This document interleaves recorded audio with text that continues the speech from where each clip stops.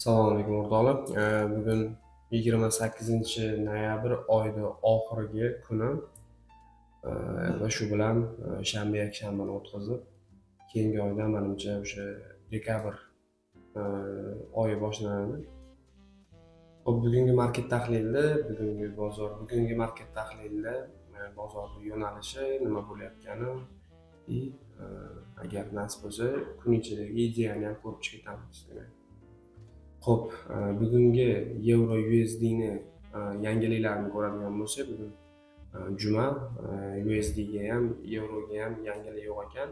Lekin MetaTrader'da bitta menda emas, men bir ikkita tanishlarimda ham bugun spread o'ynayapti. Yangilik yo'q, lekin spread o'ynayapti. Bilmadim nima uchun.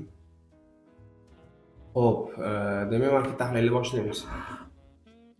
Pulli time frame'ga e'tibor bersanglar, bizda o'sha ichki liquidity'dan narxda o'sha 3 ta candle, ya'ni power of 3 candle, birinchi PDRE zonaga kelgan short term candle, uni yechgan long term candle va bugungi distribution olayotgan candle ga e'tibor bersanglar va shundan keyin bizda biasimiz koordinatasi 1.149.11 zonasini bias sifatida ko'rsak bo'ladi va shu tomon MTF time frame'larida strukturalar, ya'ni kun davomida, kelasi hafta davomida yoki shu bias target qilinishi davomida biz o'sha tomon sell pozitsiyalarni qarab kelishimiz to'g'ri bo'ladi.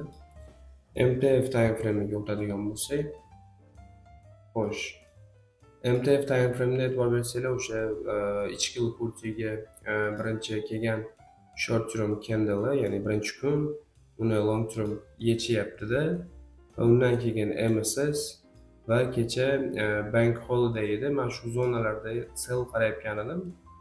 Bank holiday bo'lgancha e'tibor bersanglar, narxda o'sha pauza ushlab ketmadi. Agar обычный oddiy yangiliksiz kun bo'lganda ham shu PDRE zonalardan ketsa bo'ladigan holat edi. Demak, bugungi kunga e'tibor bersanglar, bizda midnightdan keyin narxda pastga tushish bo'lyapti. Osiyo range'da o'zida Osiyo pastga tushishni boshlab berdi va shu range davom etyapti hali ham. Va soatimiz 20:04 bo'lgan bo'lsa, bizda hozir overlap, London kill zone chiqib ketgan. Endi overlapda narxni orqaga, ya'ni range ichida korreksiya boshlashini kutishimiz mumkin. Ya'ni overlap korreksiya qilib bersa, men shu BPR ni mitigation block sifatida ko'rib, shu zonalarda New York kill zonda yana sell modelda davom etishini kutsak bo'ladi. Umumiy kartinkada o'sha boya gaplashgan biasimiz 1.149.11 zonasi, shu zonasigacha market maker sell modelidan biz setuplarni topishimiz kerak bo'ladi demak. Shunaqa gaplar.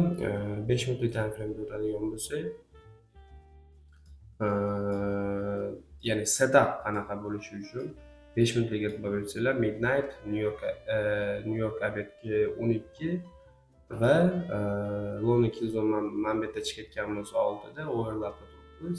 6:30 O'zbekiston vaqti bilan New York kill zone kirib kelsa, o'zini vaqtida 8, demak 8:30 shu atroflarda New York kirib kelsa, Amerika dizayda New York.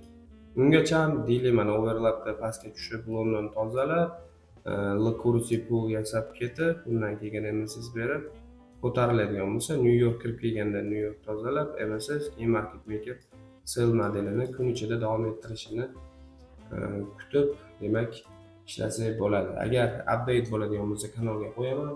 Kuninglar yaxshi o'tsin, charchamanglar. Setup bo'lsa, qaysi qarab ko'ramiz. Sog' bo'ling.